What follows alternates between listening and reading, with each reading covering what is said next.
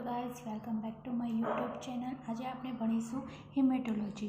Haematology એટલે શું? બ્લડના ઘટકો તેમજ કોએગ્યુલેશનનો અભ્યાસ એટલે શું કહેવાય? હેમેટોલોજી। તો હવે બ્લડ એટલે શું? તે ખાસ પ્રકારની પ્રવાહી સંયોજક પેશી છે જે આપણા શરીરમાં આવેલ ધમની અને શિરાના બંધ તંત્રમાં વહન પામે છે। રુધિરમાં આછા પીળા રંગનું પ્રવાહી જોવા મળે છે તેને શું કહે છે?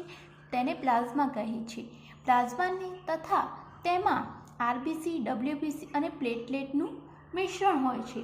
તો રુધિર જે છે જે આછા પીળા રંગનું પ્રવાહી જોવા મળે છે તેને કહે છે પ્લાઝમા તથા તેમાં આરબીસી, ડબ્લ્યુબીસી અને પ્લેટલેટનું મિશ્રણ જોવા મળે છે। પુખ્ત વયના વ્યક્તિના શરીરમાં રુધિર શરીરના કુલ વજનના 8મા ભાગ જેટલું હોય છે।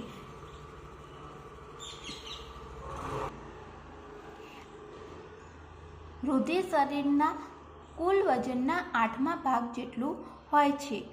Important for MCQs. રુધિરના કાર્યો શું છે? તો પોષણ। રુધિર આપણને પોષણ પૂરું પાડે છે।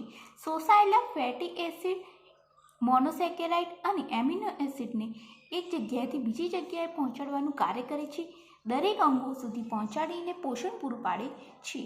બીજો પોઈન્ટ શું છે? શરીરનું તાપમાન જાળવી રાખવાનું કાર્ય રુધિર કરે છે। ફેફસા, કિડની, ત્વચા અને આંતરડા સુધી કચરો પહોંચાડવાનું કામ રુધિર દ્વારા થાય છે। એસિડ બેઝનું પ્રમાણ જાળવવાનું કામ રુધિર કરે છે। ફેફસામાંથી અલગ અલગ પેશીઓ સુધી ઓક્સિજન પહોંચાડવા અને અલગ અલગ પેશીઓમાંથી કાર્બન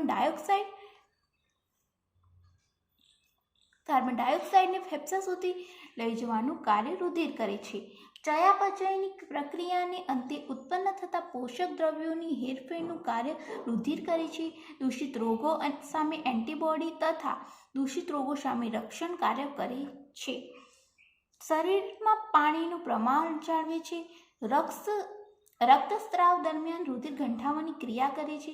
વિટામિનો અંતઃસ્રાવો ક્ષારોને વિવિધ અંગો સુધી પહોંચાડે છે। તો આ બધા હતા રુધિરના કાર્યો। હવે આપણે દેખીશું રુધિર કલેક્શન। રુધિર 3 રીતે કલેક્શન કરવામાં આવે છે। બ્લડ કલેક્શન આપણે 3 રીતે કરવામાં આવે છે। નંબર 1, આર્ટરી એટલે કે ધમની પંક્ચર। નંબર 2, વેન એટલે કે શિરા પંચર। અને નંબર 3 એટલે રુધિર કેશિકા એટલે કે કેપિલરી। હવે નંબર 1માં આર્ટરી પંક્ચર કઈ રીતે થાય છે? તો અહીં ધમનીમાંથી રુધિર કલેક્ટ કરવામાં આવે છે, તેમાં ઓક્સિજનયુક્ત રુધિર વહે છે। તો ધમનીમાં એટલે કે આર્ટરીમાં ઓક્સિજનયુક્ત રુધિર વહે છે। શિરામાં તો શિરામાંથી રુધિર કલેક્ટ કરવામાં આવે છે, શિરામાં ઓક્સિજન વગરનું રુધિર વહે છે। ધમનીમાં ઓક્સિજનયુક્ત રુધિર વહે છે અને શિરામાં ઓક્સિજન વગરનું રુધિર વહે છે। રુધિર કેશિકા તે કેપિલરી તરીકે ઓળખાય છે। ધમની